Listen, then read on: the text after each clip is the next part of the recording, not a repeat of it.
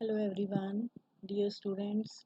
Today we will do a new chapter, The Story of My Life, written by Helen Keller. Helen Keller was blind and deaf. She became blind and deaf at the age of 19 months. 19 ਮਹੀਨਿਆਂ ਦੀ ਉਮਰ ਦੇ ਵਿੱਚ ਹੀ Helen Keller blind ਔਰ deaf ਹੋ ਗਈ ਸੀ। ਇਹ story ਉਸ ਦੀ life ਦੇ ਬਾਰੇ ਹੈ ਔਰ ਇਹ ਜਿਹੜਾ ਹੁਣ ਚੈਪਟਰ ਆਪਾਂ ਪੜ੍ਹਨਾ ਹੈ ਉਸ ਦੀ ਆਟੋਬਾਇਓਗ੍ਰਾਫੀ ਸਵੈ ਜੀਵਨੀ ਦਾ ਇੱਕ ਪਾਰਟ ਹੈ ਜਿਹਦੇ ਵਿੱਚੋਂ ਇਹ ਲਿਆ ਗਿਆ ਹੈ। It was just only due to her sheer determination and strong will she became a successful woman. ਆਪਣੀ ਦ੍ਰਿੜ ਇਰਾਦਾ ਔਰ ਸਖਤ ਮਿਹਨਤ ਦੇ ਕਾਰਨ ਹੀ ਉਹ ਇੱਕ ਸਕਸੈਸਫੁਲ ਸਫਲਤਾ ਪੂਰਵਕ ਉਸਨੇ ਆਪਣੀ ਜ਼ਿੰਦਗੀ ਬਿਤਾਈ। ਇਹਦੇ ਬਾਰੇ ਅੱਜ ਆਪਾਂ ਪੜਾਂਗੇ। I will read this chapter for you. You are missing your class, but yes, you will have to miss your blackboard and chalk also. I will read this chapter. I will translate this chapter as usual. ਹਮੇਸ਼ਾ ਦੀ ਤਰ੍ਹਾਂ ਮੈਂ chapter ਨੂੰ translate ਵੀ ਕਰਾਂਗੀ। Will clear meanings, ਅਰਥ ਤੁਹਾਨੂੰ ਨਾਲ ਨਾਲ ਦੱਸਾਂਗੀ। You will check your book. You will read each and every line along with me, note down the meanings and also underline the main points. Okay, ठीक है. So now I will read this chapter for you. Helen Keller was made blind and deaf through fever at the age of 19 months. Helen Keller 19 ਮਹੀਨਿਆਂ ਦੀ ਉਮਰ ਦੇ ਵਿੱਚ fever ਦੇ ਕਾਰਨ ਬੁਖਾਰ ਦੇ ਕਾਰਨ ਬਲਾਈਂਡ ਔਰ ਡੈਫ ਹੋ ਗਈ। ਬਲਾਈਂਡ ਜਿਹੜਾ ਦੇਖ ਨਾ ਸਕੇ, ਅੰਨਾ ਜਿਹਨੂੰ ਆਪਾਂ ਪੰਜਾਬੀ 'ਚ ਵਰਡ ਯੂਜ਼ ਕਰਦੇ ਹਾਂ, ਡੈਫ ਜਿਹੜਾ ਸੁਣ ਨਾ ਸਕੇ।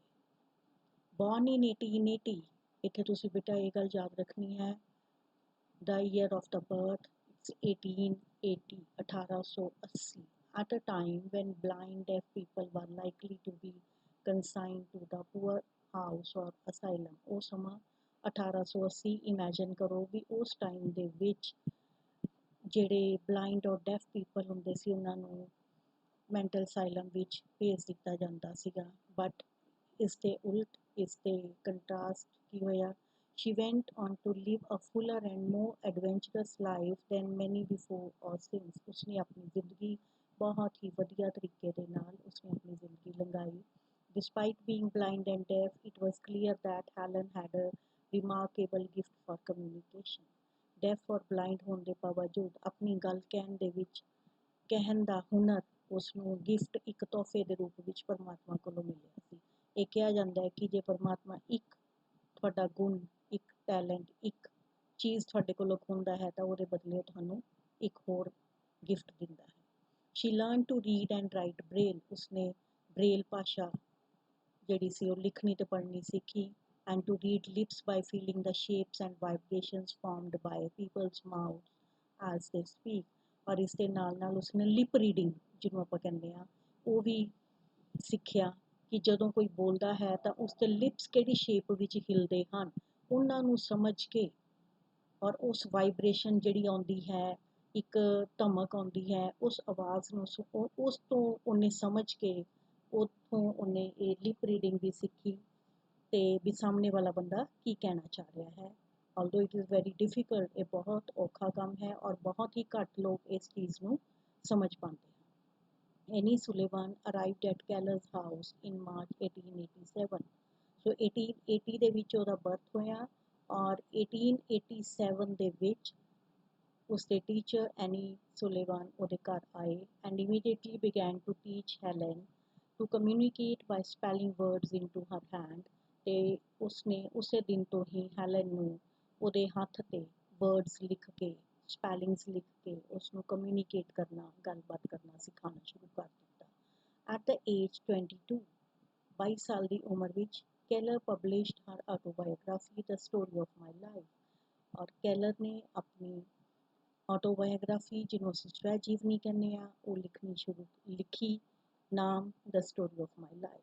That is also the name of our chapter, The Story of My Life, in 1903, with the help from Sullivan and Sullivan's husband, John Mackay. It recounts the story of her life up to age 21 and was written during her time in college. Very surprising. देखो उन्हें 21 साल की उम्र तक अपनी एक कहानी का वर्णन किया है और ये उसने कदों लिखी during her time in college ਜਦੋਂ ਉਹ ਕਾਲਜ ਦੇ ਵਿੱਚ ਪੜ੍ਹਦੀ ਸੀ ਉਸ ਸਮੇਂ ਦੇ ਦੌਰਾਨ ਉਸਨੇ ਇਹ ਕਹਾਣੀ ਆਪਣੀ ਸਵੈ ਜੀਵਨੀ ਲਿਖੀ so now the chapter begins the most important day I remember in all my life is the one on which my teacher Annie Mansfield Sullivan came to me.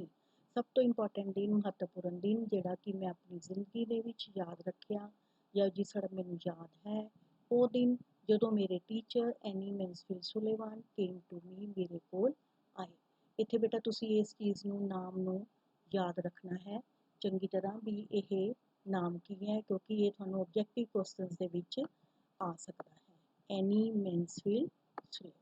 ठीक है I am filled with wonder when I consider the immeasurable contrast between the two lives which it connects. I am filled with wonder, surprise, मैं हैरानी नाल भरी हुई हाँ when I consider means विचार करना सोचना think ਜਦੋਂ मैं सोचदी हाँ the immeasurable contrast immeasurable ਜਿਹਨੂੰ ਅਸੀਂ measure ਨਹੀਂ ਕਰ ਸਕਦੇ ਮਾਪ ਨਹੀਂ ਸਕਦੇ ਕਿ ਉਹ ਕੰਟਰਾਸਟ ਉਹ ਵਿਰੋਧ ਦੋ ਜ਼ਿੰਦਗੀਆਂ ਦੇ ਵਿੱਚ ਜਿਸ ਨੂੰ ਮਾਪਿਆ ਵੀ ਨਹੀਂ ਜਾ ਸਕਦਾ ਅਤੇ ਉਹ ਕਿਸ ਤਰ੍ਹਾਂ ਇੱਕ ਦੂਜੇ ਨਾਲ ਜੋੜਦੀ ਹੈ ਕਨੈਕਟ ਜੋੜਨਾ it was the 3rd of March 1887 1887 the March ਮਹੀਨੇ ਦੀ ਤੀਸਰਾ ਦਿਨ 3 ਤਾਰੀਖ 3 months before I was 7 years old ਲੇਖਕ ਲੇਖਿਕਾ ਯਾਨੀ ਰਾਈਟਰ ਹੈਲਨ ਕੈਲਰ ਹਜੇ 7 years ਦੀ ਨਹੀਂ ਸੀ ਹੋਈ ਉਹਦੇ 7 years ਹੋਣ ਤੋਂ 3 ਮਹੀਨੇ ਪਹਿਲਾਂ ਹੀ ਇਹ ਘਟਨਾ ਵਾਪਰੀ ਕਿ ਐਨੀ ਮੈਨਸਫੀਲਡ ਸੁਲੇਵਾਨ ਉਸਦੇ ਘਰ ਆਈ on the afternoon of that eventful day ਉਸ ਇਵੈਂਟਫੁਲ ਵਧੀਆ ਘਟਨਾ ਵਾਲੇ ਦਿਨ ਜਾਂ ਅਸੀਂ ਇਹਨੂੰ ਕਹਿ ਸਕਦੇ ਹਾਂ ਕਿ ਉਹ ਬਹੁਤ ਹੀ ਵਧੀਆ ਕਿਸਮਤ ਵਾਲਾ ਦਿਨ ਸੀ ਇਵੈਂਟਫੁਲ ਅੱਛੀ ਘਟਨਾ ਵਾਲਾ ਦਿਨ ਸੀ ਉਸ ਦੁਪਹਿਰ ਨੂੰ ਆਈ ਸਟੂਡ ਔਨ ਦਾ ਪੋਰਚ ਮੈਂ ਆਪਣੇ ਪੋਰਚ ਵਿੱਚ ਖੜੀ ਹੋਈ ਸੀ ਡੰਬ ਬਿਲਕੁਲ ਚੁੱਪ ਐਕਸਪੈਕਟੈਂਟ ਤੇ ਮੈਨੂੰ ਲੱਗ ਰਿਹਾ ਸੀ ਕਿ ਕੋਈ ਆਏਗਾ I guessed vaguely from my mother's signs and from hurrying to and fro in the house that something unusual was about to happen. ਮੈਂ ਬੜੇ ਹੀ ਕਲੀਅਰ ਮੈਨੂੰ ਹੋ ਗਿਆ ਸਪਸ਼ਟ ਸੀ ਵੇਗਲੀ ਮੈਂ ਗੈਸ ਕੀਤਾ ਕਿੱਥੋਂ from my mother's signs ਮੇਰੀ ਮਾਂ ਦੇ ਇਸ਼ਾਰਿਆਂ ਤੋਂ and from hurrying to and fro hurrying means ਕਾਹਲੀ ਨਾਲ quickly ਇੱਕ ਇੱਧਰ ਉੱਧਰ ਜਾਣਾ to and fro means from here to there ਇੱਧਰ ਉੱਧਰ ਜਾਣ ਤੋਂ ਘਰ ਦੇ ਵਿੱਚ ਤੁਰਨ ਫਿਰਨ ਤੋਂ ਮੈਂ ਸਮਝ ਗਈ that something unusual was about to happen ਕਿ ਕੁਝ ਅਜੀਬ ਵਾਪਰਨ ਵਾਲਾ ਸੀ ਸੋ ਬੇਟੇ ਇਹ ਤੁਹਾਡਾ ਇੱਕ ਐਕਸਰਸਾਈਜ਼ ਦੇ ਵਿੱਚ ਕੁਐਸਚਨ ਵੀ ਹੈ ਜਿਹਦੇ ਵਿੱਚ ਤੁਹਾਨੂੰ ਇਹ ਆਨਸਰ ਦੀ ਜ਼ਰੂਰਤ ਪਏਗੀ ਯੂ ਵਿਲ ਨੀਡ ਕਿ ਕਿਹੜਾ ਆਨਸਰ ਆਪਾਂ ਲਿਖਣਾ ਹੈ ਸੋ ਕੁਐਸਚਨ ਬਾਅਦ ਵਿੱਚ ਆਪਾਂ ਡਿਸਕਸ ਕਰਦੇ ਹਾਂ so I went to the door and waited on the steps ਇਸ ਕਰਕੇ ਮੈਂ ਦਰਵਾਜ਼ੇ ਤੇ ਗਈ ਅਤੇ ਸਟੈਪਸ ਪੌੜੀਆਂ ਦੇ ਉੱਤੇ ਬੈਠ ਕੇ ਇੰਤਜ਼ਾਰ ਕਰਨ ਲੱਗੀ ਦਾ afternoon sun penetrated the mass of honeysuckle that covered the porch ਦੁਪਹਿਰ ਦਾ ਸੂਰਜ ਜਿਹੜੀ ਉਹਦੀਆਂ ਕਿਰਨਾਂ ਹਨੀਸੱਕਲ ਇੱਕ ਖੁਸ਼ਬੂ ਵਾਲੀ ਫੁੱਲਾਂ ਦੀ ਵੇਲ ਹੈ ਉਹਦੇ ਉੱਪਰ ਸੂਰਜ ਦੀਆਂ ਕਿਰਨਾਂ ਪੈ ਰਹੀਆਂ ਸਨ ਹਨੀਸੱਕਲ ਦੀ ਵੇਲ ਜਿਸ ਨੇ ਕਿ ਪੋਰਚ ਨੂੰ ਕਵਰ ਕੀਤਾ ਹੋਇਆ ਸੀ and fell on my upturned face ਤੇ ਇਹ ਸੂਰਜ ਦੀਆਂ ਕਿਰਨਾਂ ਵੇਲ ਦੇ ਵਿੱਚੋਂ ਦੀ ਝਾਤੀ ਮਾਰਦੀਆਂ ਹੋਈਆਂ ਮੇਰੇ ਚਿਹਰੇ ਵੱਲ ਡਿੱਗ ਰਹੀਆਂ ਸਨ my fingers lingered almost unconsciously on the familiar leaves and blossoms which had just come forth to greet the sweet southern spring. My fingers, ਇਹ ਵੀ ਤੁਹਾਡੇ ਇੱਕ ਕੁਐਸਚਨ ਦਾ ਨੈਕਸਟ ਦਾ ਆਨਸਰ ਹੈ ਮੇਰੀਆਂ ਉਂਗਲਾਂ ਲਿੰਗਰਡ ਘੁੰਮ ਰਹੀਆਂ ਸਨ ਫਿਰ ਰਹੀਆਂ ਸਨ almost unconsciously ਬੇਧਿਆਨੀ ਦੇ ਵਿੱਚ on the familiar leaves ਜਾਣੇ ਪਹਿਚਾਨੇ leaves ਪੱਤਿਆਂ ਉੱਤੇ blossoms ਫੁੱਲਾਂ ਦੇ ਉੱਪਰ which had just come forth to greet the sweet southern spring ਜਿਹੜੇ ਕਿ ਹਜੇ ਦੁਨੀਆ ਵਿੱਚ ਆਏ ਹੀ ਸਨ ਸਪਰਿੰਗ ਬਸੰਤ ਦੇ ਮੌਸਮ ਦੀ ਵੈਲਕਮ ਕਰਦੇ ਹੋਏ ਗ੍ਰੀਟ ਕਰਨ ਲਈ ਵੈਲਕਮ ਕਰਨ ਦੇ ਲਈ ਅਜੇ ਦੁਨੀਆ ਵਿੱਚ ਆਏ ਹੀ ਸਨ ਅਤੇ ਮੇਰੀਆਂ ਉਂਗਲਾਂ ਉਹਨਾਂ ਪੱਤਿਆਂ ਦੇ ਉੱਪਰ ਫਿਰ ਰਹੀਆਂ ਸਨ I did not know what The future held of marvel or surprise for me. ਮੈਨੂੰ ਨਹੀਂ ਪਤਾ ਸੀਗਾ, ਮੈਂ ਨਹੀਂ ਸੀ ਜਾਣਦੀ ਕਿ ਭਵਿੱਖ ਵਿੱਚ ਮੇਰੇ ਲਈ ਕੀ ਮਾਵਲ, ਹੈਰਾਨੀ, ਸਰਪ੍ਰਾਈਜ਼ ਮੇਰੇ ਲਈ ਕੀ ਸੀ, ਭਵਿੱਖ ਨੇ ਮੇਰੇ ਲਈ ਕੀ ਰੱਖਿਆ ਹੋਇਆ ਸੀ। Anger and bitterness had preyed upon me continually for weeks, and a deep languor had succeeded this passionate struggle. Anger, ਗੁੱਸਾ, bitterness, ਕੁੜੱਤਣ, ਦੋਨਾਂ ਨੇ ਮੈਨੂੰ ਘੇਰਿਆ ਹੋਇਆ, ਪ੍ਰੀਡ ਅਪॉन, ਪੂਰੀ ਤਰ੍ਹਾਂ ਮੈਂ ਇਸ ਦੇ ਨਾਲ ਘਿਰੀ ਹੋਈ ਸੀ, ਕੰਟੀਨਿਊਲੀ, ਲਗਾਤਾਰ, ਫॉर ਵੀਕਸ, ਹਫ਼ਤਿਆਂ ਤੱਕ, and a deep languor had succeeded the passionate struggle, ਅਤੇ ਇਸ ਸੰਘਰਸ਼ ਦੇ, ਜਿਹੜਾ ਮੇਰੇ ਮਨ ਵਿੱਚ ਸੰਘਰਸ਼ ਚੱਲ ਰਿਹਾ ਸੀਗਾ, ਉਸਨੇ ਇੱਕ ਲੰਬੀ ਡੂੰਘੀ ਇੱਛਾ ਪ੍ਰਗਟ ਕਰ ਲਈ ਸੀ, ਜਾਂ ਉਸ ਚੀਜ਼ ਨੂੰ ਇਸਨੇ ਸਫਲਤਾਪੂਰਵਕ ਘੇਰ ਲਿਆ ਸੀ। Have you ever been at the sea in a dense fog when it seemed as if a tangible white darkness shut you in and the great ship tense and anxious? Have you ever been at a sea? ਕਿ ਤੁਸੀਂ ਕਦੀ ਸਮੁੰਦਰ 'ਚ ਗਏ ਹੋ? In a dense fog, ਜਦੋਂ ਸੰਘਣੀ ਧੁੰਦ ਪਈ ਹੁੰਦੀ ਹੈ। When it seemed as if a tangible white darkness shut you in, ਤੇ ਜਦੋਂ ਆਪਾਂ ਧੁੰਦ ਵਿੱਚ ਜਾਂਦੇ ਹਾਂ ਤੇ ਇੰਜ ਲੱਗਦਾ ਹੈ, ਸੀਮਡ, ਇੰਜ ਪ੍ਰਤੀਤ ਹੁੰਦਾ ਹੈ ਕਿ ਜਿਵੇਂ ਤੁਸੀਂ ਕਿਸੇ ਵਾਈਟ ਕਲਰ ਦੀ ਚਿੱਟੇ ਹਨੇਰੇ ਦੇ ਵਿੱਚ ਬੰਦ ਹੋ ਗਏ ਹੋ, ਕਿ ਜਿਵੇਂ ਇੱਕ ਚਿੱਟੇ ਹਨੇਰੇ ਨੇ ਤੁਹਾਨੂੰ ਘੇਰ ਲਿਆ ਹੈ। ਐਂਡ ਦਾ ਗ੍ਰੇਟ ਸ਼ਿਪ, ਤੇ ਇੱਕ ਵੱਡਾ ਜਹਾਜ਼, ਸਮੁੰਦਰੀ ਜਹਾਜ਼, ਟੈਂਸ ਐਂਡ ਐਂਸ਼ੀਅਸ, ਬਹੁਤ ਹੀ ਐਂਸ਼ੀਅਸ, ਬੇਚੈਨ, ਟੈਂਸ, ਘਬਰਾਇਆ ਹੋਇਆ, ਗਰੋਪਡ ਹਰ ਵੇ toward the sure with plummet and sounding line, ਤੇ ਉਸ ਧੁੰਦ ਦੇ ਵਿੱਚ ਗਰੋਪਡ, ਲੱਭਣਾ, ਆਪਣਾ ਕਿਨਾਰਾ ਲੱਭਦਾ ਹੈ, with plummet and sounding line, and you waited with beating heart for something to happen, ਅਤੇ ਉਹ ਆਪਣੀ ਬੰਦਰਗਾਹ 'ਤੇ ਪਹੁੰਚਣ ਵਾਸਤੇ, ਕਿਨਾਰੇ 'ਤੇ ਪਹੁੰਚਣ ਵਾਸਤੇ, ਜਿਹੜੀ ਇੱਕ ਸਾਊਂਡਿੰਗ ਲਾਈਨ ਹੈ ਜਾਂ ਕੰਪਾਸ ਹੈ, ਉਸ ਦੇ ਸਹਾਰੇ ਉਹ ਉਸ ਨੂੰ ਲੱਭਣ ਦੀ ਕੋਸ਼ਿਸ਼ ਕਰਦਾ ਹੈ, ਔਰ ਤੁਸੀਂ ਧੜਕਦੇ ਦਿਲ ਨਾਲ ਇੰਤਜ਼ਾਰ ਕਰਦੇ ਹੋ ਕਿ ਕਿਧਰੇ ਕੁਝ ਵਾਪਰ ਨਾ ਜਾਏ।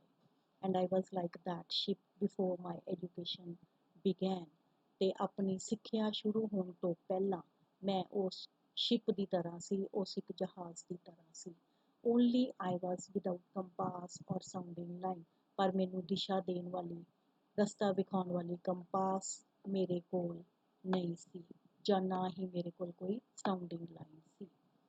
And had no way of knowing how near the harbour was, ਤੇ ਮੇਰੇ ਕੋਲ ਇਹ ਜਾਣਨ ਨੂੰ ਕੋਈ ਵੀ ਤਰੀਕਾ ਨਹੀਂ ਸੀ, ਨੋ ਵੇ, ਕੋਈ ਰਸਤਾ, ਕੋਈ ਤਰੀਕਾ, ਕਿ ਹਾਰਬਰ, ਬੰਦਰਗਾਹ ਕਿੰਨੀ ਕੁ ਨੇੜੇ ਸੀ, ਯਾਨੀ ਮੇਰੀ ਜ਼ਿੰਦਗੀ ਦਾ ਠਿਕਾਣਾ ਕਿੰਨੀ ਕੁ ਨੇੜੇ ਸੀ, ਮੈਨੂੰ ਇਸ ਬਾਰੇ ਕੁਝ ਵੀ ਨਹੀਂ ਸੀ ਪਤਾ। ਲਾਈਟ, ਗਿਵ ਮੀ ਲਾਈਟ, ਰੋਸ਼ਨੀ, ਮੈਨੂੰ ਰੋਸ਼ਨੀ ਦਿਓ, ਆਈ ਵਾਂਟਿਡ ਲਾਈਟ, ਵਾਜ਼ ਦਾ ਵਰਡਲੈਸ ਕਰਾਈ ਆਫ ਮਾਈ ਸੋਲ, ਮੇਰੀ ਆਤਮਾ ਦੀ ਇਹ ਨਿਸ਼ਬਦ, ਬਿਨਾਂ ਸ਼ਬਦਾਂ ਤੋਂ ਨਿਸ਼ਬਦ ਮੇਰੀ ਇਹ ਆਵਾਜ਼, ਇਹ ਚੀਖ ਸੀ ਕਿ oh God give me light, ਮੈਨੂੰ ਕੋਈ ਰੋਸ਼ਨੀ ਦੇਵੇ। And the light of love shone on me in that very hour, ਤੇ ਉਸ ਸਮੇਂ ਦੇ ਵਿੱਚ, ਉਸ ਘੰਟੇ ਦੇ ਵਿੱਚ ਮੇਰੇ 'ਤੇ ਕਿਸੇ ਨੇ ਇਹ ਪਿਆਰ ਭਰੀ ਰੋਸ਼ਨੀ ਮੈਨੂੰ ਦਿਖਾਈ। ਆਈ ਫੈਲਟ ਅਪਰੋਚਿੰਗ ਫੁੱਟਸਟੈਪਸ, ਮੈਂ ਨੇੜੇ ਆਉਂਦੇ ਹੋਏ, ਅਪਰੋਚਿੰਗ, ਨੇੜੇ ਆਉਂਦੇ ਹੋਏ, ਫੈਲਟ, ਮਹਿਸੂਸ ਕੀਤਾ, ਫੁੱਟਸਟੈਪਸ, ਕਦਮਾਂ ਦੀ ਆਵਾਜ਼, ਮੈਂ ਨੇੜੇ ਆਉਂਦੇ ਹੋਏ ਕਦਮਾਂ ਦੀ ਆਵਾਜ਼ ਨੂੰ ਮਹਿਸੂਸ ਕੀਤਾ। I stretched out my hand as I supposed to my mother, ਮੈਨੂੰ ਲੱਗਿਆ ਕਿ ਸ਼ਾਇਦ ਮੇਰੀ ਮਾਂ ਆ ਰਹੀ ਹੈ। I stretched, ਅੱਗੇ ਫੈਲਾਣਾ, ਮੈਂ ਆਪਣਾ ਹੱਥ ਅੱਗੇ ਵਧਾਇਆ, ਅੱਗੇ ਫੈਲਾਇਆ। Someone took it, ਕਿਸੇ ਨੇ ਮੇਰਾ ਹੱਥ ਪਕੜ ਲਿਆ। And I was caught up, ਤੇ ਮੈਨੂੰ ਪਕੜ ਲਿਆ ਗਿਆ। And held close in the arms of her who had come to reveal all things to me, ਤੇ ਜਿਹੜਾ ਵੀ ਆਇਆ, ਜਿਹਨੇ ਵੀ ਮੈਨੂੰ ਪਕੜਿਆ, ਉਸਨੇ ਮੈਨੂੰ ਆਪਣੀਆਂ ਬਾਹਾਂ ਵਿੱਚ ਲੈ ਲਿਆ। who had come to reveal all things to me, ਅਤੇ ਜਿਹੜਾ ਮੇਰੇ ਕੋਲ ਸਾਰੀਆਂ ਚੀਜ਼ਾਂ, all things, reveal, ਭੇਤ ਖੋਲ੍ਹਣ, ਮੈਨੂੰ ਦੱਸਣ ਆਇਆ ਸੀ।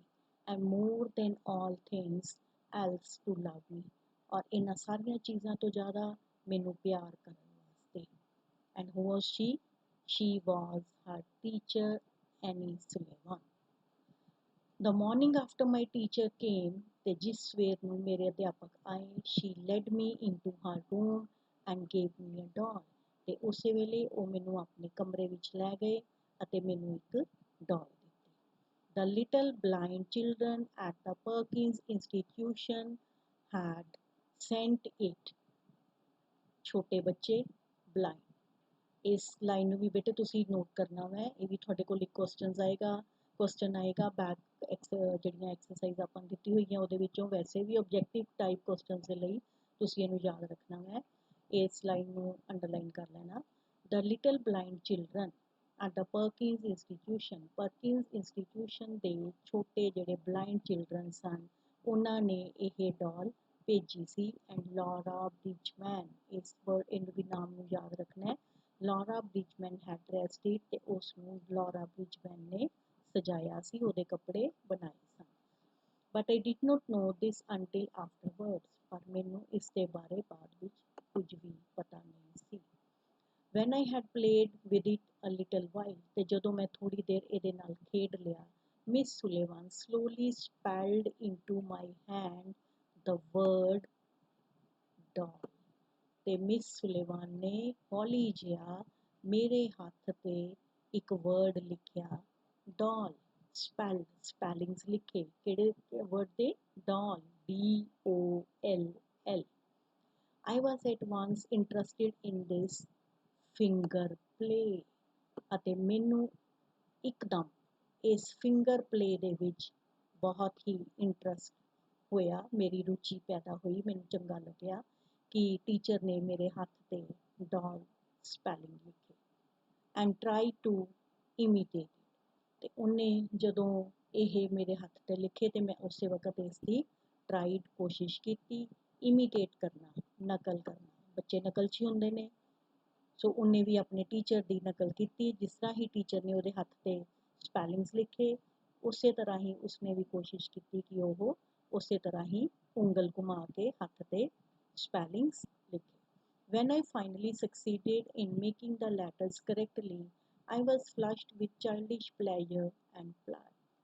ਜਦੋਂ ਮੈਂ ਅਖੀਰ ਇਹ ਲੈਟਰਸ ਅੱਖਰ ਜੋੜ ਲਿਖਣ ਦੇ ਵਿੱਚ ਸਫਲ ਹੋ ਗਈ, ਠੀਕ ਤਰ੍ਹਾਂ ਲਿਖਣ ਦੇ ਵਿੱਚ, ਕਰੈਕਟਲੀ ਠੀਕ ਤਰ੍ਹਾਂ ਲਿਖਣ ਦੇ ਵਿੱਚ ਸਫਲ ਹੋਈ, I was flushed with childish pleasure। ਬੱਚਿਆਂ ਦੀ ਤਰ੍ਹਾਂ ਮੈਂ ਖੁਸ਼ ਹੋ ਗਈ। ਪ੍ਰਾਈਡ, ਮੈਨੂੰ ਆਪਣੇ ਆਪ ਤੇ ਬਹੁਤ ਪ੍ਰਾਈਡ ਫੀਲ ਹੋਇਆ, ਮਾਣ ਮਹਿਸੂਸ ਹੋਇਆ। Running down stairs to my mother, ਤੇ ਮੈਂ ਭੱਜਦੀ ਹੋਈ ਪੌੜੀਆਂ ਉਤਰ ਕੇ down stairs to my mother, ਆਪਣੇ ਮਦਰ ਕੋਲ ਗਈ।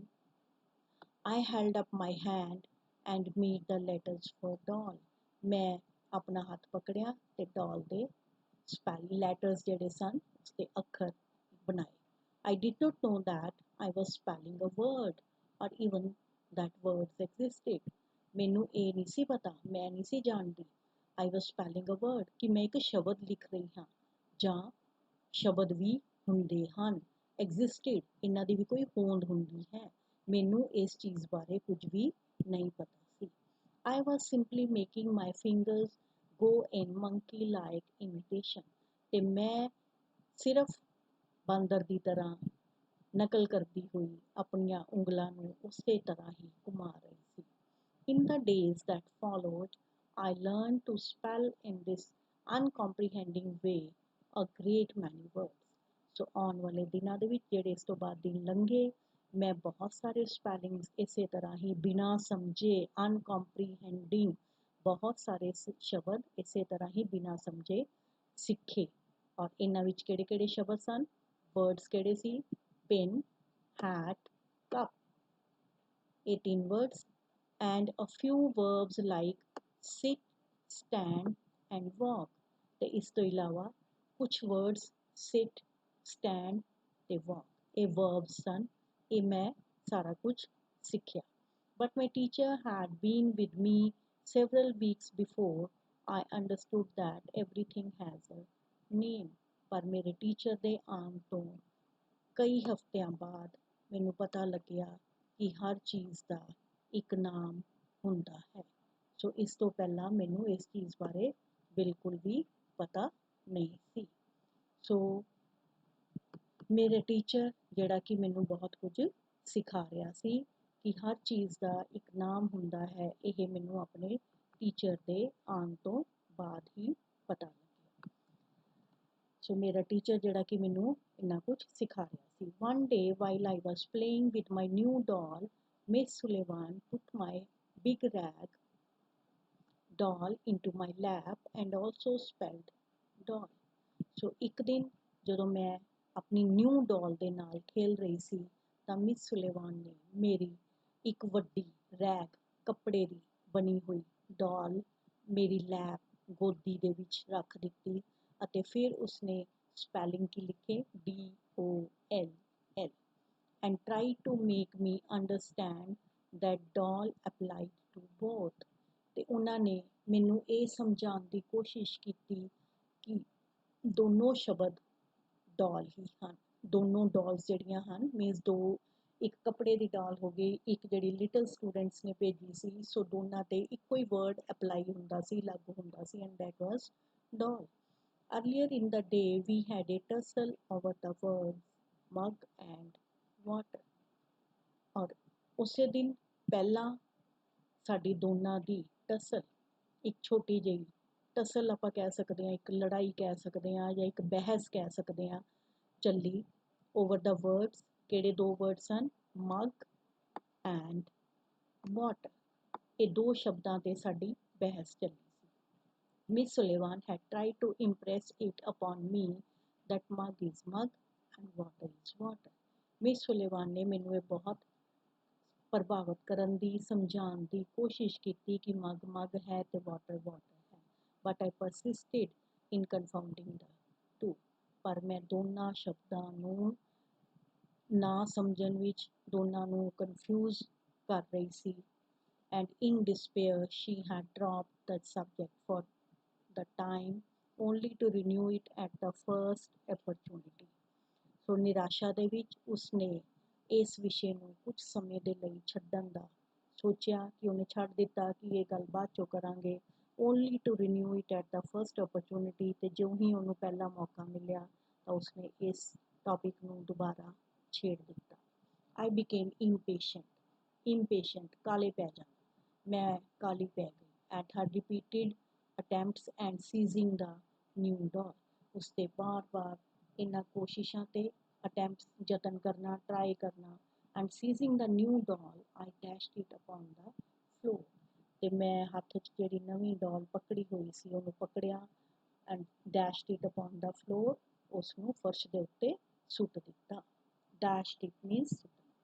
ਆਈ ਵਾਜ਼ ਰੀਲੀ ਡਿਲਾਈਟਿਡ। ਤੇ ਮੈਨੂੰ ਬੜੀ ਖੁਸ਼ੀ ਹੋਈ। ਡਿਲਾਈਟਿਡ ਟੂ ਫੀਲ ਹੈਪੀ, ਖੁਸ਼ ਹੋਣਾ, ਖੁਸ਼ ਮਹਿਸੂਸ ਕੀਤਾ। when I felt the fragments pieces ਟੁਕੜੇ of the broken doll at my feet। ਜਦੋਂ ਮੈਂ ਉਸ ਟੁੱਟੀ ਹੋਈ ਡੋਲ ਦੇ ਟੁਕੜੇ ਆਪਣੇ ਪੈਰਾਂ ਵਿੱਚ ਮਹਿਸੂਸ ਕੀਤੇ, I felt very happy। ਤੇ ਮੈਨੂੰ ਬੜੀ ਖੁਸ਼ੀ ਮਹਿਸੂਸ ਹੋਈ। neither sorrow nor regret followed my passionate outburst। ਮੇਰੇ ਭਾਵਾਂ ਦੇ ਇਸ ਆਊਟਬਰਸਟ ਤੇ, ਇਸ ਦਿਖਾ ਤੇ ਨਾ ਤਾਂ ਮੈਨੂੰ ਕੋਈ ਦੁੱਖ ਸੀ ਤੇ ਨਾ ਹੀ ਕੋਈ ਰਿਗਰੈਟ, ਪਛਤਾਵਾ ਸੀ। I had not loved the doll। ਮੈਂ ਡੋਲ ਨੂੰ ਪਿਆਰ ਨਹੀਂ ਸੀ ਕੀਤਾ, ਮੈਨੂੰ ਚੰਗੀ ਨਹੀਂ ਸੀ ਲੱਗਦੀ। In the still dark world in which I lived there was no strong sentiment of tenderness। In the still dark, ਜਿਹੜੇ ਹਨੇਰੇ ਭਰੇ ਸੰਸਾਰ ਵਿੱਚ ਮੈਂ ਰਹਿੰਦੀ ਸੀ, ਉੱਥੇ ਇਹਨਾਂ ਸਟਰੋਂਗ ਸੈਂਟੀਮੈਂਟਸ ਦੀ, ਇਹਨਾਂ ਭਾਵਨਾਵਾਂ ਦੀ, ਸੈਂਟੀਮੈਂਟਸ, ਫੀਲਿੰਗਸ, ਇਹਨਾਂ ਭਾਵਨਾਵਾਂ ਦੀ ਔਰ ਟੈਂਡਰਨੈਸ, ਨਾਜ਼ੁਕਤਾ ਦੀ ਕੋਈ ਜਗ੍ਹਾ ਨਹੀਂ ਸੀ। I felt my teacher sweep the fragments to one side of the hearth। ਮੈਂ ਮਹਿਸੂਸ ਕੀਤਾ ਕਿ ਮੇਰੇ ਟੀਚਰ ਨੇ ਉਹ ਜਿਹੜੇ ਫਰੈਗਮੈਂਟਸ ਸਨ, ਪੀਸਿਸ ਸਨ ਡੋਲ ਦੇ, ਉਹਨਾਂ ਨੂੰ ਹਰਥ ਦੇ ਅੰਗੀਠੀ, ਜਿੱਥੇ ਕਿ ਅੱਗ ਬਾਲੀ ਜਾਂਦੀ ਹੈ, ਉਸ ਦੇ ਅੰਗੀਠੀ ਦੇ ਕੋਲ ਇੱਕ ਸਾਈਡ ਤੇ ਕਰ ਦਿੱਤਾ। And I had a sense of satisfaction that the cause of my discomfort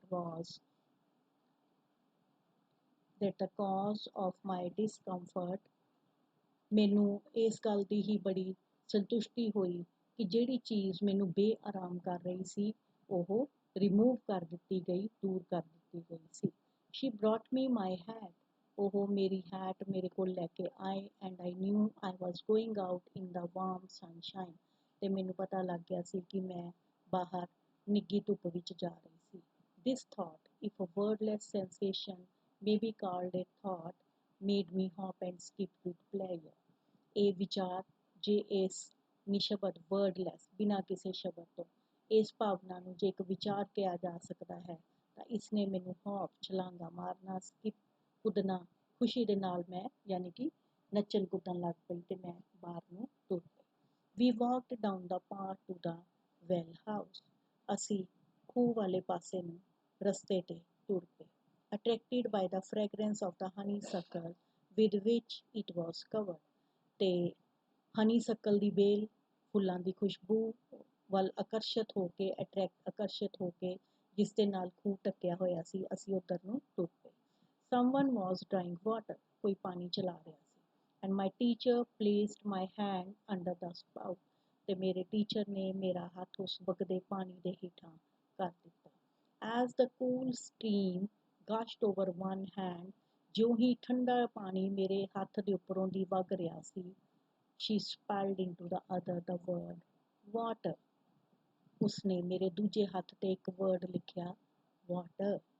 First slowly, ਪਹਿਲਾਂ ਹੌਲੀ ਜਿਹਾ, then rapidly quickly, ਫਿਰ ਉਹਨੇ ਕਾਹਲੀ ਨਾਲ ਲਿਖਿਆ। I stood still, ਮੈਂ ਇੱਕਦਮ ਖੜੀ ਰਹਿ ਗਈ। My whole attention fixed upon the motions of her fingers।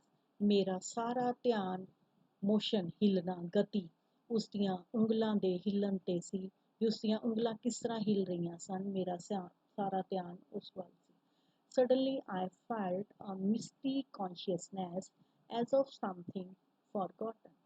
ਤੇ ਅਚਾਨਕ ਮੈਨੂੰ ਇੱਕਦਮ ਮਿਸਟੀ, ਧੁੰਦਲੀ ਜਿਹੀ ਚੇਤਨਤਾ ਆਈ, ਜਿਸ ਤਰ੍ਹਾਂ ਕਿ ਮੈਂ ਕੁਝ ਭੁੱਲ ਗਈ ਹੋਵਾਂ। ਔਰ ਉਹ ਕੀ ਚੇਤਨਤਾ ਸੀ, ਉਹਨੂੰ ਇੱਕਦਮ ਕੀ ਸੋਚ ਆਈ? A thrill of returning thought। ਉਸਦੇ ਦਿਮਾਗ 'ਚ ਇੱਕ ਵਿਚਾਰ ਵਾਪਸ ਆਇਆ। And somehow the mystery of language was revealed to me।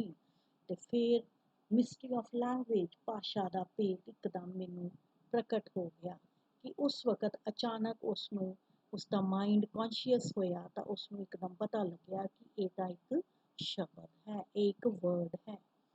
I knew then that water meant the wonderful cool something that was flowing over my hand। ਤੇ ਫਿਰ ਮੈਂ ਜਾਣਿਆ ਕਿ ਵਾਟਰ ਦਾ ਮੀਨਿੰਗ ਕੀ ਹੈ। ਇੱਕ ਸ਼ਾਨਦਾਰ ਠੰਡਾ ਜਿਹੀ ਕੋਈ ਚੀਜ਼ ਜਿਹੜੀ ਕਿ ਮੇਰੇ ਹੱਥ ਦੇ ਉੱਪਰ ਫਲੋ ਕਰ ਰਹੀ ਸੀ, ਵਗ ਕੇ ਜਾ ਰਹੀ ਸੀ। That living word awakened my soul। ਤੇ ਉਸ ਲਿਵਿੰਗ ਵਰਡ ਨੇ, ਜਿਉਂਦੇ ਸ਼ਬਦ ਨੇ, ਲਿਵਿੰਗ ਜਿਹੜਾ ਕਿ ਉਸਦੇ ਸਾਹਮਣੇ ਸੀ, ਪਾਣੀ ਹੱਥ ਤੋਂ ਵਗ ਰਿਹਾ ਸੀ, ਉਹ ਵਰਡ ਲਿਵਿੰਗ ਹੋਇਆ। ਸੋ ਉਸ ਲਿਵਿੰਗ ਵਰਡ ਨੇ ਉਸਦੀ ਆਤਮਾ ਨੂੰ ਅਵੇਕਨ, ਜਾਗਰਿਤ ਕਰ ਦਿੱਤਾ, ਚੇਤਨ ਕਰ ਦਿੱਤਾ, ਜਗਾ ਦਿੱਤਾ। ਗੇਵ ਇਟ ਲਾਈਟ, ਰੋਸ਼ਨੀ ਦਿੱਤੀ, ਹੋਪ, ਆਸ ਦਿੱਤੀ, ਜੋਏ, ਖੁਸ਼ੀ, ਐਂਡ ਸੈਟ ਇਟ ਫਰੀ, ਤੇ ਆਜ਼ਾਦ ਕਰ ਦਿੱਤਾ। ਦੇਰ ਵਰ ਬੈਰੀਅਰਸ ਸਟਿਲ, ਅਜੇ ਵੀ ਰੁਕਾਵਟਾਂ ਸਨ, ਬੈਰੀਅਰਸ, ਰੁਕਾਵਟ। But barriers that could in time be swept away, ਪਰ ਇਹ ਬੈਰੀਅਰ ਸਮੇਂ ਦੇ ਨਾਲ ਨਾਲ ਖਤਮ ਹੋ ਜਾਣੇ ਸਨ, ਲੰਘ ਜਾਣੇ ਸੀ। I left the well house eager to learn। ਮੈਂ ਵੈਲ ਹਾਊਸ ਤੋਂ ਛੱਡ ਕੇ ਅੱਗੇ ਨੂੰ ਆਈ ਔਰ ਅੱਜ ਮੈਂ ਸਿੱਖਣਾ ਚਾਹ ਰਹੀ ਸੀ। ਈਗਰ ਟੂ ਲਰਨ, ਸਿੱਖਣ ਨੂੰ ਉਤਸੁਕ ਸੀ ਕਿ ਜੋ ਹੀ ਮੈਂ ਵੈਲ ਹਾਊਸ ਤੋਂ, ਖੂਹ ਤੋਂ ਤੁਰੀ ਤਾਂ ਅੱਜ ਮੈਂ ਸਿੱਖਣ ਨੂੰ ਉਤਸੁਕ ਸੀ। Everything had a name and each name gave birth to a new thought। ਹਰ ਚੀਜ਼ ਦਾ ਇੱਕ ਨਾਮ ਸੀ ਐਂਡ ਈਚ ਨੇਮ, ਤੇ ਹਰ ਨਾਮ ਨੇ ਇੱਕ ਨਵੀਂ ਸੋਚ ਨੂੰ ਜਨਮ ਦਿੱਤਾ ਸੀ।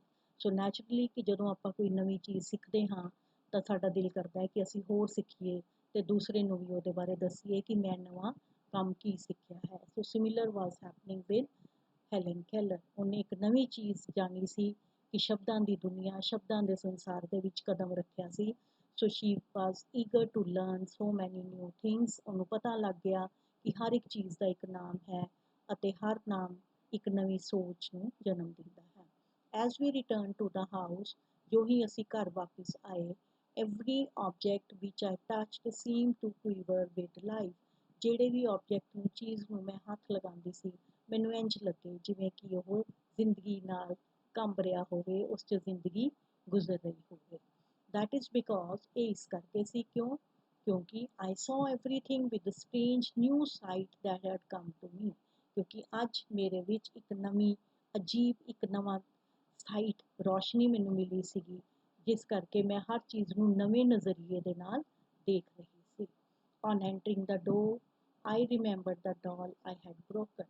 ਮੈਂ ਜੋ ਹੀ ਦਰਵਾਜ਼ੇ ਤੋਂ ਅੰਦਰ ਆਈ ਤਾਂ ਮੈਨੂੰ ਯਾਦ ਸੀ ਕਿ ਮੈਂ ਡੋਲ ਤੋੜੀ ਸੀ। I felt my way to the hearth. ਮੈਂ ਸਿੱਧਾ ਆਪਣੇ ਅੰਗੀਠੀ ਕੋਲ ਗਈ and picked up the pieces, ਤੇ ਮੈਂ ਟੁਕੜਿਆਂ ਨੂੰ ਚੁੱਕ ਲਿਆ। I tried vainly to put them together। ਮੈਂ ਉਹਨਾਂ ਨੂੰ ਜੋੜਨ ਦੀ ਬੇਕਾਰ ਕੋਸ਼ਿਸ਼ ਕੀਤੀ। ਵੇਨਲੀ, ਯੂਜ਼ਲੈਸ, ਬੇਕਾਰ। ਟਰਾਈਡ, ਅਟੈਂਪਟ ਕਰਨਾ, ਕੋਸ਼ਿਸ਼ ਕਰਨਾ। Then my eyes filled with tears, ਤੇ ਮੇਰੀਆਂ ਅੱਖਾਂ ਹੰਝੂਆਂ ਨਾਲ ਭਰ ਗਈਆਂ। For I realized what I had done, क्योंकि मैं महसूस किया, realized, I felt, महसूस किया, what I had done, मैं की कर दिता सी। And for the first time I felt repentance and sorrow, ते पहली बार मैं पछताई, repent करना, पछताया, and sorrow, ते मैं दुख महसूस किया। So ਇਹ ਲਾਈਨਸ ਸ਼ੋ ਕਰਦੀਆਂ ਨੇ ਕਿ ਸ਼ੀ ਵਾਜ਼ ਅ ਵੈਰੀ ਟੈਂਡਰ ਗਰਲ, ਬਹੁਤ ਹੀ ਨਾਜ਼ੁਕ ਲੜਕੀ ਸੀ। ਸ਼ੀ ਹੈਡ ਸੈਂਟੀਮੈਂਟਸ, ਉਹਦੇ ਵਿੱਚ ਵੀ ਭਾਵਨਾਵਾਂ ਸਨ। I learned a great many new words that day। So ਉਸ ਦਿਨ ਮੈਂ ਬਹੁਤ ਸਾਰੇ ਨਵੇਂ ਸ਼ਬਦ ਸਿੱਖੇ। I do not remember what they all were। ਮੈਨੂੰ ਭਾਵੇਂ ਯਾਦ ਨਹੀਂ ਕਿ ਉਹ ਕਿਹੜੇ ਸ਼ਬਦ ਸਨ, but I do know that, ਪਰ ਮੈਂ ਜਾਣਦੀ ਹਾਂ ਕਿ ਉਹ ਵਰਡਸ ਕਿਹੜੇ ਸੀ। ਉਹਨਾਂ ਦੇ ਵਿੱਚ ਮਦਰ, ਫਾਦਰ, ਸਿਸਟਰ, ਟੀਚਰ, ਸੋ ਦੀ ਲਾਈਫ ਦੇ ਇੰਪੋਰਟੈਂਟ ਰਿਲੇਸ਼ਨਸ, ਉਹ ਸਾਰੇ ਸਨ। They were among them words that were to make the world blossom for me। ਉਹ words ਜਿਨ੍ਹਾਂ ਨੇ ਸੰਸਾਰ ਨੂੰ ਬਲੌਜ਼ਮ, ਫੁੱਲਾਂ ਵਾਂਗ ਮੇਰੇ ਲਈ ਬਣਾਇਆ ਸੀ। ਸੋ ਇਹ ਸਾਰੇ ਰਿਲੇਸ਼ਨਸ ਜਿਨ੍ਹਾਂ ਨੇ ਉਸ ਦੀ ਲਾਈਫ ਨੂੰ ਇੱਕ ਬਲੌਜ਼ਮ ਬਣਾਉਣ ਦੇ ਵਿੱਚ, ਸੰਸਾਰ ਨੂੰ ਉਹਦੇ ਸਾਹਮਣੇ ਫੁੱਲਾਂ ਦੀ ਤਰ੍ਹਾਂ ਲਿਆਉਣ ਦੇ ਵਿੱਚ ਮਦਦ ਕੀਤੀ।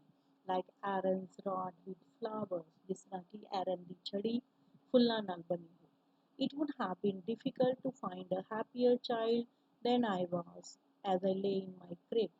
ਸੋ ਉਸ ਦਿਨ ਮੇਰੇ ਤੋਂ ਵੱਧ ਖੁਸ਼ ਬੱਚਾ ਲੱਭਣਾ ਮੁਸ਼ਕਿਲ ਸੀ। ਮੈਂ ਆਪਣੇ ਕ੍ਰਿਬ, ਝੂਲੇ ਦੇ ਵਿੱਚ ਲੇਟੀ ਹੋਈ। At the close of the eventful day, ਉਸ ਖੁਸ਼ਕਿਸਮਤ ਦਿਨ ਦੇ ਐਂਡ ਵਿੱਚ, ਖਤਮ ਹੋਣ 'ਤੇ। ਲਿਵਡ ਓਵਰ ਦ ਜੋਇਜ਼, ਮੈਂ ਪੂਰੀ ਤਰ੍ਹਾਂ ਖੁਸ਼ੀ 'ਚ ਜੀ ਰਹੀ ਸੀ ਉਸ ਸਮੇਂ ਨੂੰ। ਇਟ ਹੈਡ ਬ੍ਰੌਟ ਮੀ, ਜਿਹੜੀ ਖੁਸ਼ੀ ਮੈਨੂੰ ਉਸ ਦਿਨ ਨੇ ਦਿੱਤੀ ਸੀ। And for the first time longed for a new day to come. ਤੇ ਜ਼ਿੰਦਗੀ 'ਚ ਪਹਿਲੀ ਵਾਰ ਮੈਂ ਨਵੇਂ ਦਿਨ ਦਾ ਇੰਤਜ਼ਾਰ ਕਰ ਰਹੀ ਸੀ ਕਿ ਦਿਨ ਕਦੋਂ ਚੜ੍ਹੇਗਾ। ਸੋ ਸਟੂਡੈਂਟਸ, ਆਈ ਹੋਪ ਕਿ ਤੁਹਾਨੂੰ ਚੈਪਟਰ ਸਮਝ ਆਇਆ ਹੋਏਗਾ, ਮੀਨਿੰਗਸ ਕਲੀਅਰ ਹੋਏ ਹੋਣਗੇ। ਸੋ we have to do 2 lengthy questions from this chapter। One is theme of the chapter and character sketch of Helen Keller। theme, ਜਿਸ ਤਰ੍ਹਾਂ ਕਿ ਆਪਾਂ ਚੈਪਟਰ ਪੜ੍ਹਿਆ, ਰਾਈਟਰ ਆਪਾਂ ਨੂੰ ਕੀ ਕਹਿਣਾ ਚਾਹ ਰਹੀ ਹੈ ਕਿ physical deformities are nothing before great determination and strong will.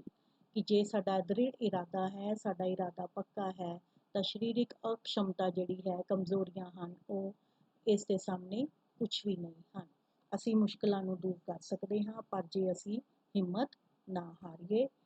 Helen Keller ਇਸ ਦੀ ਇੱਕ ਬਹੁਤ ਹੀ ਗ੍ਰੇਟ ਐਗਜ਼ਾਮਪਲ ਹੈ, ਬਹੁਤ ਹੀ ਵਧੀਆ ਐਗਜ਼ਾਮਪਲ, ਜਿਸਨੇ ਕਿ ਇੰਨੀਆਂ ਮੁਸ਼ਕਲ, ਇਸ ਤੋਂ ਵੱਧ ਮੁਸ਼ਕਲ ਲਾਈਫ ਦੇ ਵਿੱਚ ਨਹੀਂ ਹੋ ਸਕਦੀ ਕਿ ਤੁਸੀਂ ਨਾ ਦੇਖ ਪਾਓ, ਨਾ ਸੁਣ ਪਾਓ, ਤੇ ਨਾ ਹੀ ਕਿਸੇ ਦੀ ਗੱਲ ਨੂੰ ਸਮਝ ਪਾਓ। ਬਟ ਸਟਿਲ ਉਹਨੇ ਆਪਣੀ ਲਾਈਫ ਨੂੰ ਸਕਸੈਸਫੁਲ ਬਣਾਇਆ, ਕਾਲਜ ਵਿੱਚ ਪੜ੍ਹੀ, ਆਪਣੀ ਆਟੋਬਾਇਓਗ੍ਰਾਫੀ ਵੀ ਲਿਖੀ। ਅਸੀਂ ਕਈ ਵਾਰ ਆਪਣੀ ਲਾਈਫ ਦੇ ਵਿੱਚ ਹਿੰਮਤ ਹਾਰ ਬੈਠਦੇ ਹਾਂ, but we should learn a lesson from her life that nothing is impossible, everything is possible with great hard work, great determination and strong will। ਸੋ ਇਹਦਾ ਥੀਮ ਹੋਏਗਾ। ਇਸੇ ਤਰ੍ਹਾਂ ਆਪਾਂ ਕਰੈਕਟਰ ਸਕੈਚ ਲਿਖਣਾ ਹੈ, ਇਹਦੀ ਮੈਂ ਤੁਹਾਨੂੰ PDF ਬਣਾ ਕੇ ਭੇਜਾਂਗੀ। ਐਂਡ ਨੈਕਸਟ ਆਪਾਂ ਜਿਹੜਾ ਦੇਖਣਾ ਹੈ, ਇਸ ਚੈਪਟਰ ਦੀ ਗਲੋਸਰੀ, ਜਿਹੜੀ ਕਿ ਇਸ ਦੇ ਐਂਡ ਵਿੱਚ ਆਪਾਂ ਨੂੰ ਦਿੱਤੀ ਹੋਈ ਹੈ, ਇਸ ਦੇ ਮੀਨਿੰਗਸ ਨਾਲ ਔਰ ਇੰਗਲਿਸ਼ ਟੂ ਇੰਗਲਿਸ਼ ਮੀਨਿੰਗਸ ਦਿੱਤੇ ਹੋਏ ਨੇ। ਤੁਸੀਂ ਇਹ ਸਾਰੇ ਰੀਡ ਕਰੋਗੇ, ਅੱਛੀ ਤਰ੍ਹਾਂ ਇਹਨਾਂ ਨੂੰ ਸਮਝੋਗੇ। ਲਾਈਕ ਇਮੇਰੇਬਲ, ਕਾਫੀ ਵਰਡਸ ਆਪਾਂ ਚੈਪਟਰ ਦੇ ਵਿੱਚ ਨਾਲ ਕੀਤੇ ਹਨ, ਠੀਕ ਹੈ। ਸੋ ਨੈਕਸਟ ਇਸ ਤੋਂ ਬਾਅਦ ਤੁਹਾਡੇ ਕੋਲ ਆ ਜਾਂਦੇ ਹੈ ਆਬਜੈਕਟਿਵ ਕੁਐਸਚਨਸ, ਸ਼ਾਰਟ ਕੁਐਸਚਨਸ ਨੇ। वर्ड्स सारे बेटे अच्छी तरह तुसी रीड करोगे, ओके। और नेक्स्ट है अपने कोल questions comprehension। answer the following questions in 10 to 15 words। you will note down all these questions in your notebook। who was Annie Mansfield Sullivan? She was the teacher of Helen Keller। Second question, what was something unusual happening at the narrator's home? ਉਹਦੇ ਘਰ ਵਿੱਚ ਕਿਹੜੀ ਅਜੀਬ ਘਟਨਾ ਵਾਪਰ ਰਹੀ ਸੀ? ਇਹਦੇ ਬਾਰੇ ਆਨਸਰ ਮੈਂ ਤੁਹਾਨੂੰ ਦੱਸਿਆ ਹੈ। What was the narrator doing while sitting on the steps? Again, in the first paragraph, ਇਹ ਵੀ ਮੈਂ ਬੋਲਿਆ ਸੀ ਜਦੋਂ ਮੈਂ ਟ੍ਰਾਂਸਲੇਟ ਕਰ ਰਹੀ ਸੀ। What was the wordless cry of the narrator's soul? Simple 4 words, light, give me light. Who had sent the doll for the narrator? ਇਹ ਵੀ ਆਪਾਂ ਪੜ੍ਹਿਆ ਹੋਇਆ, the little blind children of Perkins Institution. How did the narrator learn to spell the words? By finger play. Okay, ਇਹਨੂੰ note down ਕਰ ਲਿਓ। Why did the narrator dash the doll upon the floor? ਉਹਨੇ doll ਕਿਉਂ ਸੁੱਟੀ? Because she was very upset.